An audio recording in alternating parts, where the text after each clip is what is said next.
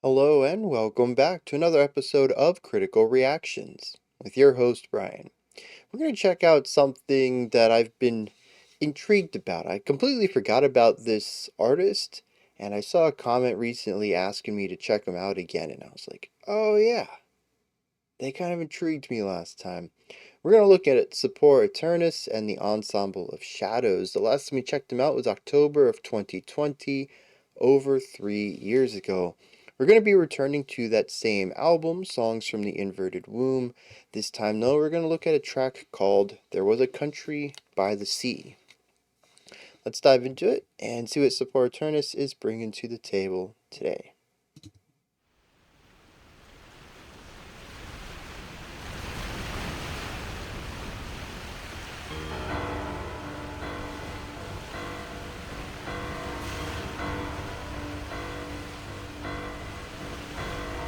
Little three pulse going on here.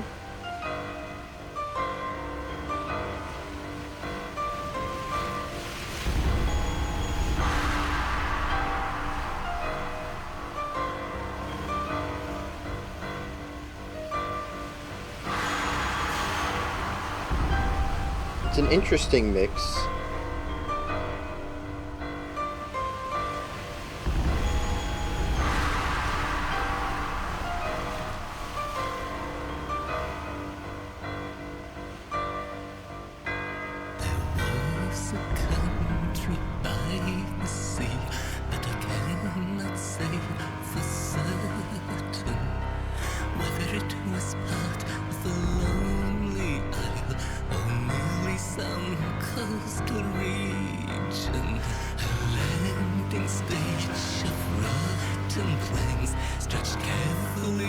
Cool layering on the vocals. Double track, but just slightly out of sync.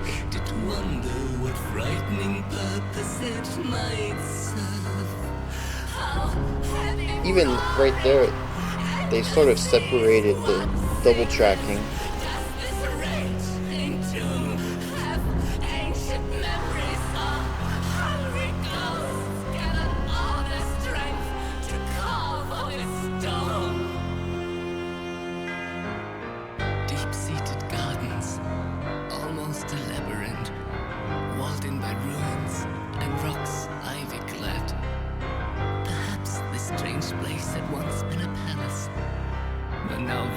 Bushes bear dark thorns instead. A young boy was taking me by the hand, and unerringly he was leading me down below the gardens, which I hardly remembered.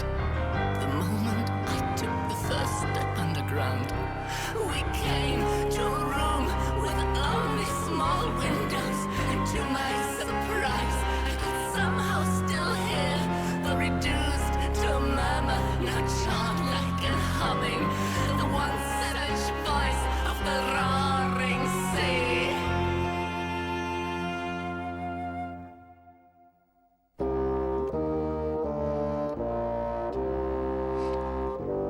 I'm a fan of the instrumentation so far.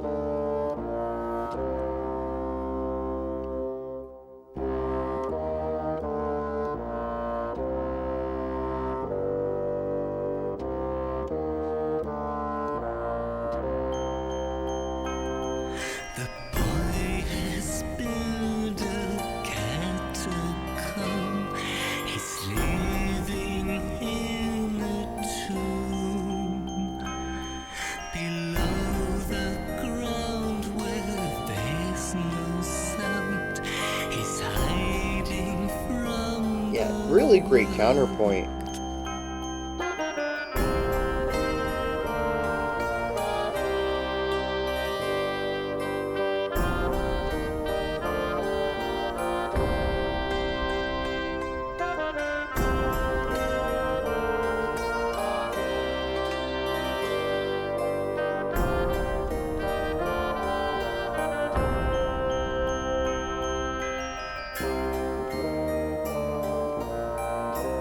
There's plenty of room for every instrument.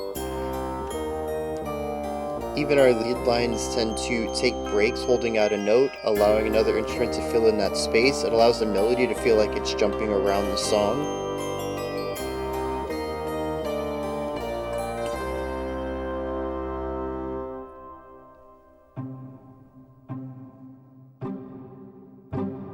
Something resembling an altar. It's interesting too, this feels like the third act of the song. Each individual section starts out with a single instrument and builds from there, and when we reach the peak, we start a new section from the bottom and build up again. And when I touched it to feel what it was, it did seem to totally ignore my presence without leaving a trace. It came trickling off, then out of a sudden from under the barrel, something appeared unexpectedly. It was the bones of the little boy's mother, which she had placed with greatest care underneath.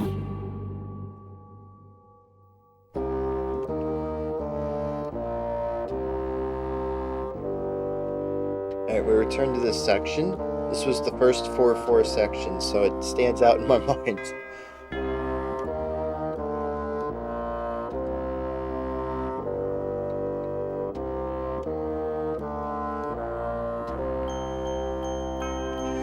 The boy has built a catacomb.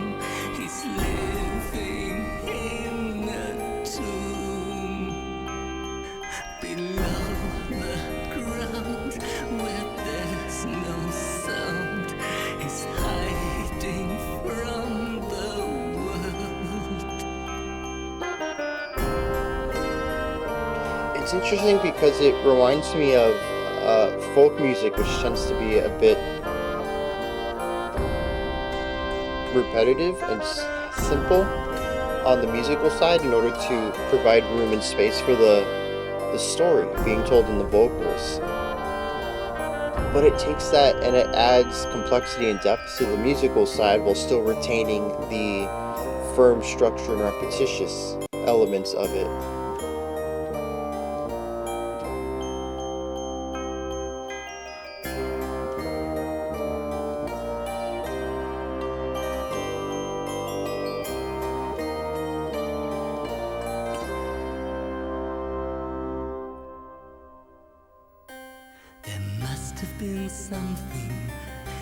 And see, a hard stop into starting out with minimal instrumentation. And to my unvoiced question why he had done this, he answered these words to me. This is the only way I can be safe from her. Only this can guarantee that she will not rise again. Because when she does, she's always following me. There's just no alternative. I can't escape from her. Because It's a lot of really as soon neat as I try, inflections and choices that come into the vocal performance. I have tried numerous times, but here in these walls, I have finally found something that works like a seal. These jet-black granules do keep me from harm, and her bones can no longer hurt me. Piled up in a certain specific form, all the remains must be covered with it. Then everything keeps still, and for a brief moment, I can pretend that she does not exist. Yet all the time I must be on my guard, 'cause now and then it can happen indeed, that frequently the earth does tremble and shaken, and some of the stones are starting to slip.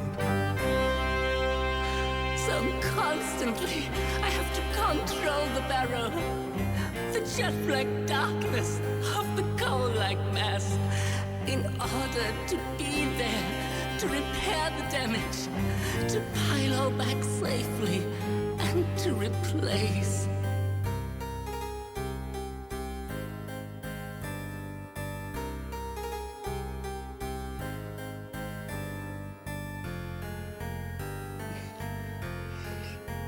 This is a really bizarre meeting grounds between a lot of different types of music. And it works together really well, though.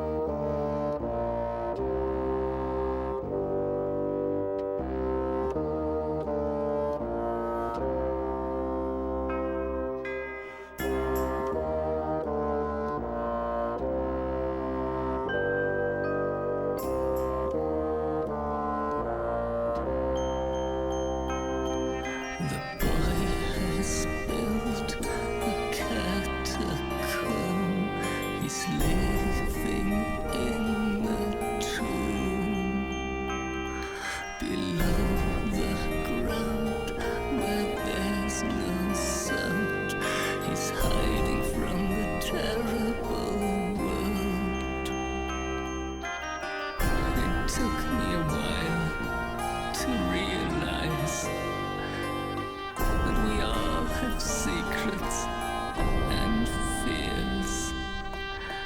Is it then a surprise that we close our minds from the pain that is causing these tears?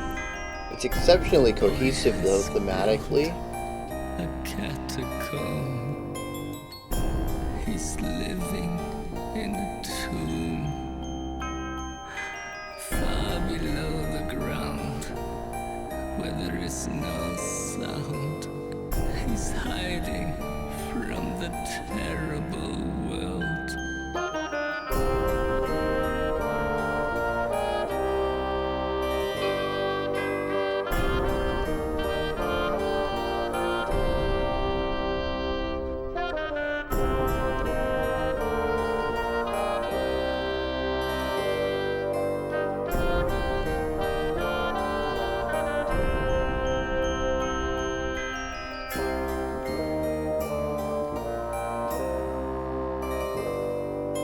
It's so weird that I have a bizarre nostalgia for this, but I don't know that I've heard anything like it.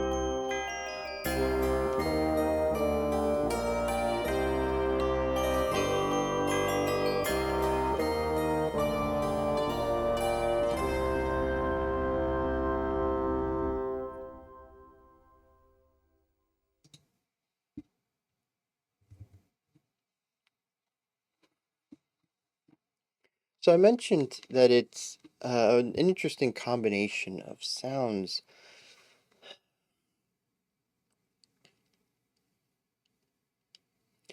It's uh, it has elements of folk in it. It has elements of medieval writing in it. It has bits of Baroque classical, but also some concepts of sea shanty, all wrapped up in a modern, like Gothic perspective, and done with 2000s era MIDI sounds, with an exceptionally modern take on character-driven music. Right? Where this feels very much like it borders on performance art more than just being music alone. And so it combines a ton. My hair is not cooperating. Just calm down here. It combines a lot of really disparate elements together in a way that, yeah, I can kind of see the through lines. I see the very, very tiny point where all of these circles meet and connect in the middle, and somehow they found it too and really drilled down into it. It's not a song I think I would have ever expected to hear from anyone. And yet here it is, existing, being blasted into my ears.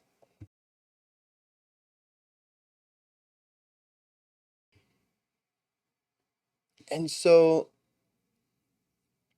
it kind of leads me to my next idea that this feels nostalgic.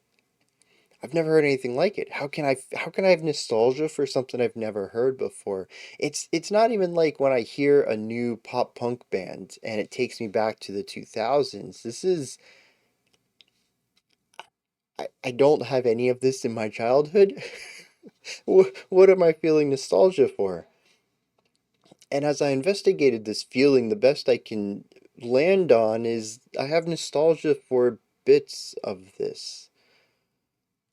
The sea shanty stuff reminds me of, I don't even know what I would have heard this in as a kid. Maybe it takes me back to the 2000s with Pirates of the Caribbean. Maybe even earlier than that with the Pirates of the Caribbean ride. I don't remember what music was on that ride, but maybe it was a sea shanty. I did watch some pirate stuff as a kid, Pirates of Dark Water. I don't remember if that had sea shanties in it. But when we look at some of the harpsichord stuff, some of that feels Christmassy? Does anyone else get that feeling? It's not entire sections, it's like moments of a section, and I'm pretty sure it's the chorus where I felt this the strongest, but I can't place how or why. There's a specific run in there in the harpsichord that feels Christmassy to me for some reason. There's also the Baroque influence here. Do I feel nostalgia for that? Yeah, maybe at parts. There's definitely some Bach in here.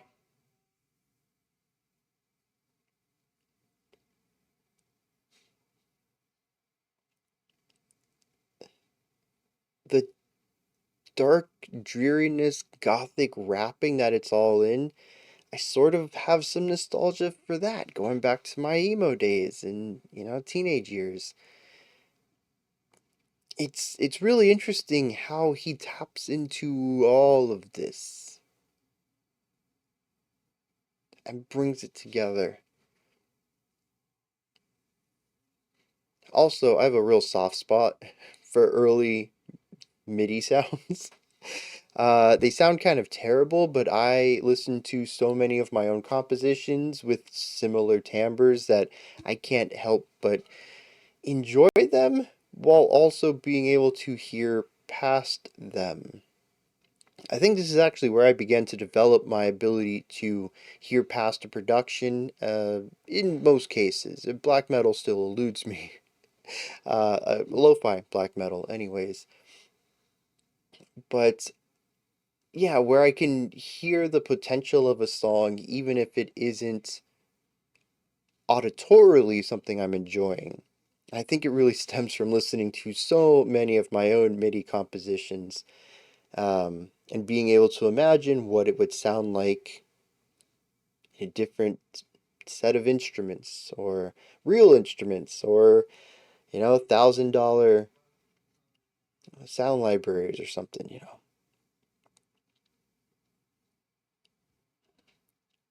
All in all, somehow this takes me directly back to the late 90s, early 2000s, even though I've never heard anything like it. And I honestly think it's because of the parts, not necessarily the sum of them, but each individual part I have nostalgia for, interestingly. It's kind of bizarre. How how did they tap into my past like that? And why'd they bring so much of this together? But it works. So let's investigate that. Why does this work?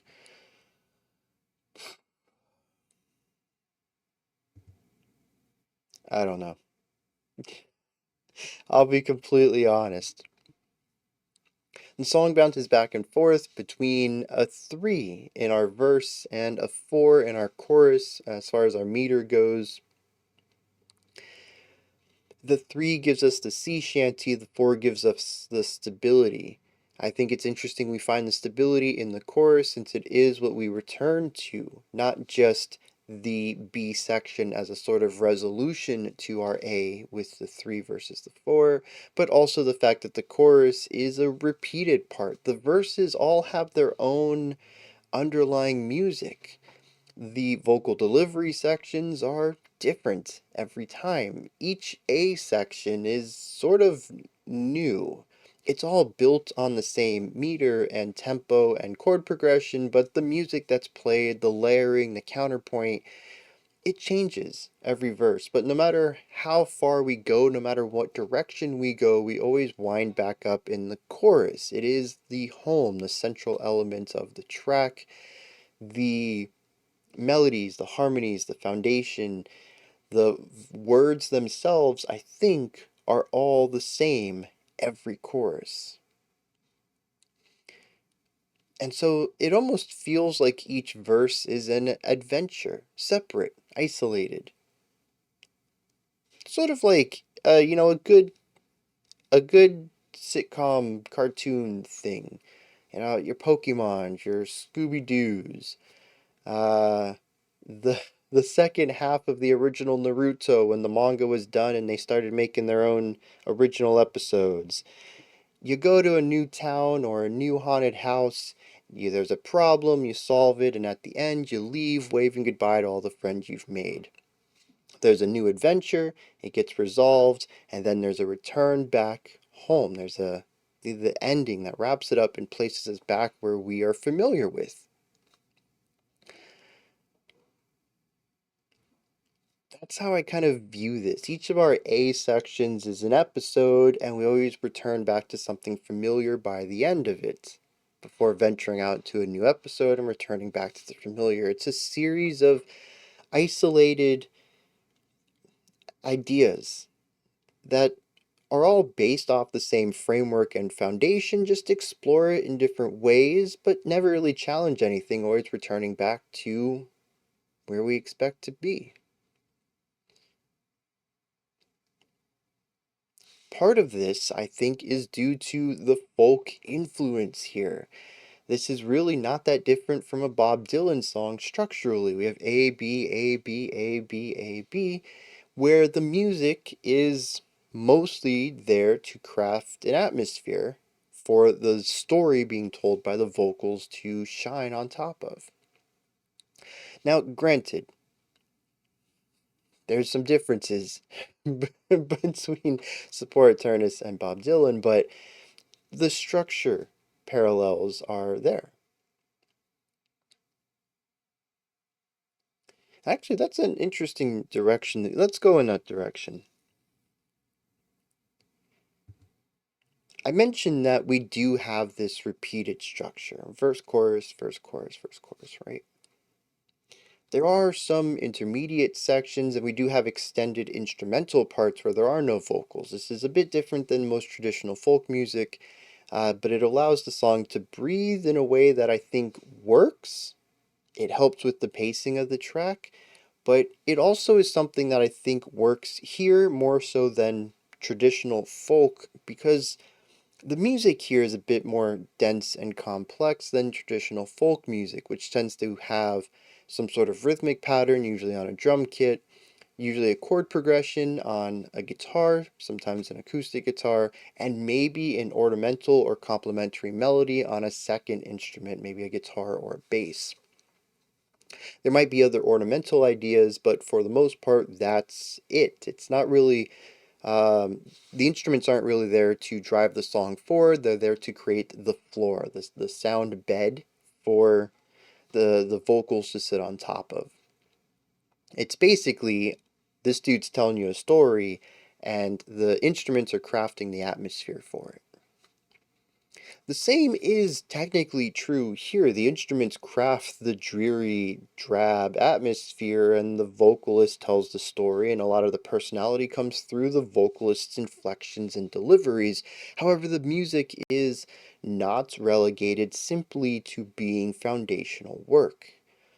There's counterpoint going on within the instruments themselves, not to mention when we bring the vocals in on top of that.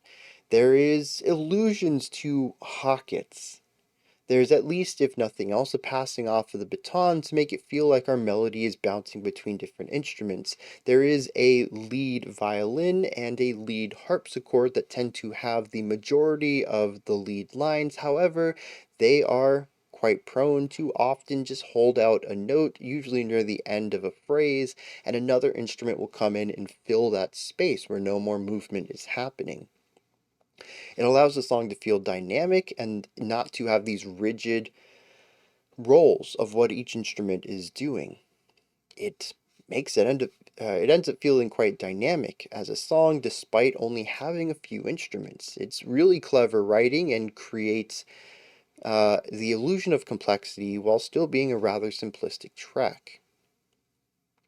Also, the fact that almost all of our verses have different compositions to them helps, at least for me, with the repetitive nature of the track and increases the depth of the song.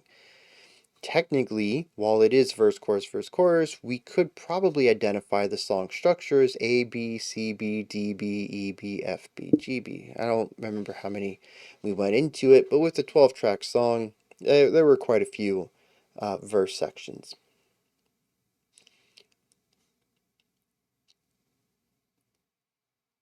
And so the increased musical depth, I feel, adds an extra character to the song. It's what helps it feel diverse and what kind of gives me the episodic feeling to the verses. Whereas when we look at a traditional Americana song, usually our verses are all the same and maybe even a bit similar to the chorus, and it feels more like traditional storytelling, where it's not groups of isolated ideas, but one lengthy song that moves back and forth between two phases. Sort of like how when you watch a film, you have your action, and then your dialogue, and then your action, and then your dialogue, and it gives you these high points and relaxation or low points against it. Everything drives forward at a pace that moves between two styles. This feels like each one is isolated. They are quite unique on their own while still contributing to the overall atmosphere of it. Oh, the instrument choice. I never brought this up. I kind of figured it was just implied, but I should touch on it for a brief moment. The use of accordion, I think, harpsichord, violin, and cello. It's kind of tough to tell with these MIDI instruments. There's also another instrument I can't quite place. I think it kind of sounds like a bassoon to me, but the way that it's played isn't always done with breathing in mind. It sounds like, well, I mean, I think it's all MIDI, so it doesn't matter, but it sounds like a bassoon player who has an infinite lung capacity. But I do think it is supposed to be a bassoon anyways. Anyways, the instrument choice certainly leans into it. It's a lot of really warm, round, large tones. Um, that helps add with the weight and feeling of the song. It helps add to the drabness of it. And yeah, it's just a perfect choice for the atmosphere here. The last thing I need to touch on, I think, is honestly, I think the most important. I think the song stands on its own just fine on the musical side, but what really elevates it is the vocalist. They're eclectic, but effective. There's a lot of interesting, I don't even know if they're decisions. It might be ad-libbed, just whatever feels right at the moment, to add in little things. A stuttered gasp, an inhale that's abruptly cut off and then returned back to the inhale sound, almost as if it's a quick momentary sob. Um, Moments of cracking the voice, going into a super airy head voice. Um, I think on top of all of this, the vocals are quiet. Volume boosted in post, of course, echo and reverb added after the fact, but the recording itself to me sounds like he's not using a lot of air pressure or volume in the recording process. It makes it sound exceptionally intimate while also contrasting that with this booming, reverby, echoey sound, which makes it feel a bit unnatural. And so when you pair that with the unorthodox decision to add random breathing sounds, also being very close to the microphone and talking quietly, it's how you get all of those mouth spit pop ASMR things going on as well. And that's present in here as well. It's part of the thing that gets amplified when he boosts the volume up on his vocals. It all comes together into something that feels intimate, like I'm right next to this person. They're telling me this story. There's a band in the corner playing this song. I'm in a bar next to a waterfront, and waves are just crashing up onto the rock shore, and he's telling me the story about something, and it's just it feels right. Everything about this tells me a story. But like I said, it adds so much character to it as well. I think you could tell this story, you could sing this song with a more traditional delivery, full-bodied vocals, um, a little less post-production, at least I should say visible post-production. It's very clear that there is an echo and reverb added to it. It's not disguised into the mix. There's very clear volume boosting. At several times he does a backing track on his own vocals, which is pretty typical, double tracks, and then splits it. Instead of both center channel, pushes them out just a little bit to the left and right, which increases the ability to hear the artificiality of it. The point of a backing track is usually, or a double track, sorry, is supposed to add width and power to the original performance. It's going to be different. You don't want it to be exact. If you just copy paste your recording, it's not going to have the same effect. But you want the differences to be minimal, at least minimally, at least audibly minimal. That's what I wanted to say. So that people don't realize it's been double tracked. This is just bringing complete attention to the artificiality of it. Listen, I recorded this twice, and it's not just a copy paste. You can hear the differences between the two recordings, and I've split them out for you, but it creates a very specific effect too. And so, between all the production choices on the vocals and just the overall character that this person is in their vocal delivery, when they decide to add specific extra sounds outside of the words themselves, when they decide to change their pitch, their range, their inflection, what syllables they want to stress, it's all very unique. I don't think I would confuse this vocalist for anyone else, and if I heard something like it, I'd immediately be drawn back to this project.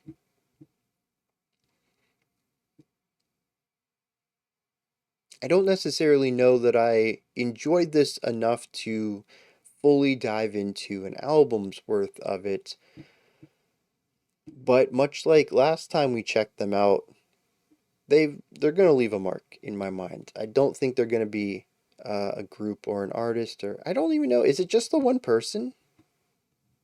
It's called Sopor Aeternus, which I think is the vocalist, and the Ensemble of Shadows, which to me implies more people. But it also could just be the name of a project. Single artist. This is the name they chose. I don't know. Oh, there's a lot of paragraphs here on Spotify. Maybe I'll read that when I dig into the lyrics. Um, Anyways, yeah, I don't think I'll be forgetting it though. It might not be something I immediately recall to mind because the name of the project is a mouthful. I don't really have anything to relate it to. Sopor Aeternus is just a series of syllables. It doesn't mean anything to me.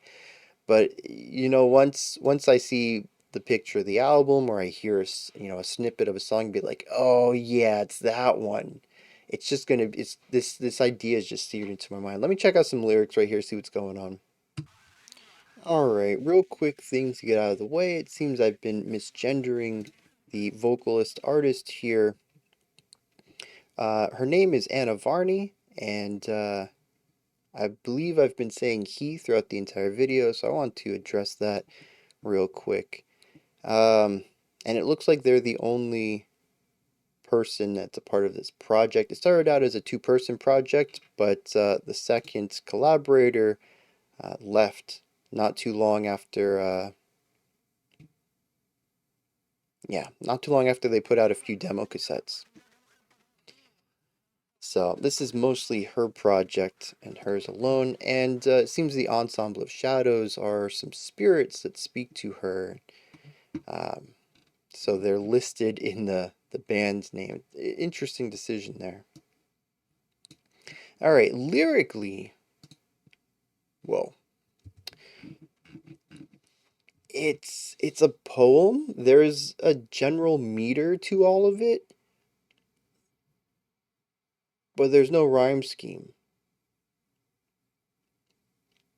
And it is completely linear. You can just read the lyrics straight through and pretty much get the whole idea of the song. You're missing the atmosphere, but the poem is solid. It is 60, 70 lines, maybe. It talks about being near an endless roaring sea, watching the waves crash up, and wondering what is held beneath it. What secrets does it hold? Talks about deep-seated gardens, almost like a labyrinth, running, walled in by ruins and rocks. It's where they find themselves here, called to possibly by angry ghosts. At this point, though, walking through this labyrinth, they find a young boy who grabs them by the hand and leads them below the gardens into an underground area. Down here, finds that the boy has built a catacomb, living down here in a tomb. There was an altar, and underneath, jet black mass of coal-like granules. Says that the dark material has an unearthly lightness when I touch them, and it seemed to totally ignore my presence. Then, out of a sudden, underneath these rocks, some bones. And the boy explains, that's just my dead mother. If I don't leave these rocks on her, these magical black rocks, then she'll come back to life and haunt me. It's happened many times before, and this was the only solution I could find to keep her spirit at rest. He says sometimes the rocks fall, so I have to be vigilant. You never know when the earth will shake and my mother will rise back up to haunt me. And our narrator takes this and says, I suppose we all have secrets and fears. Is it a surprise, then, that we close our minds from the pain? And that's the whole song. Lyrically, anyways.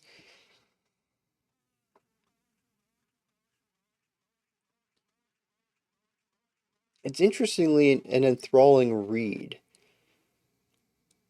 I don't know that I enjoy the lyrics so much in the context of the song, at least not as much as I enjoy the contribution of the vocal delivery. But I enjoyed reading the lyrics, at least this first time. Now that I know what it's about, I don't necessarily know that it would have the same impact on me, but coming into it, I was not expecting a full-fledged standalone poem of this manner. It created questions in me, just like a good short story would, and I continued to read to discover what would happen. That's very not like modern lyrics at all. They're more abstract. And it's these little surprises that I think I enjoy most about doing these reactions, about working on the channel, is going in with certain types of expectations, whether it's musical or lyrical, and being completely stunned, getting something I wasn't expecting at all. It's the same joy of finding a good book or film or even a video game that subverts expectations. I don't think in this case the subversion is the expectation. It's not like the song was designed with the intent to subvert what people would think it's about, but nonetheless, that's still my experience with it, was a subversion of my expectations, and those are absolutely my favorite moments of any art. What it all means, though, I mean, how just bring it all together? It's a somber, macabre story. It's about a boy who wants to forget his mother's dead in order to avoid that pain. So he does something that is very much not within his realm of childhood innocence and grows up a bit too quickly in order to build an altar for his mother so he can forget about her. It is a dark story, and the somber, drab atmosphere certainly works with it, and the folk style structure, I think, works well at allowing us to deliver a story. Everything sort of comes together, and again, it doesn't make any sense why it does. I don't understand how this song was masterminded, but it was, and I'm glad it exists. Those are my thoughts on Sopor Aeternus. There was a country by the sea. Let me know your thoughts, ideas, perspectives, and opinions down in the comment section. Above that, in the description box, you'll find a link to Linktree. It'll take you here. You can find links to my music, ways to support the channel, a link to the Discord server, and so much more. Above that, if you could, like, subscribe, and ring the bell. I greatly appreciate all three of those. We do have another video today. It is another thing that's been described to me that I'm like, oh, that's kind of neat. Let's check that out. It's not really tied to, special selections or a theme or anything like that. I want to start checking out some stuff that intrigues me. So we're starting that today. um, yeah, until next time, remember to be critical, not cynical of the music you listen to, and have a fantastic morning, afternoon, or evening whenever you choose to watch my videos.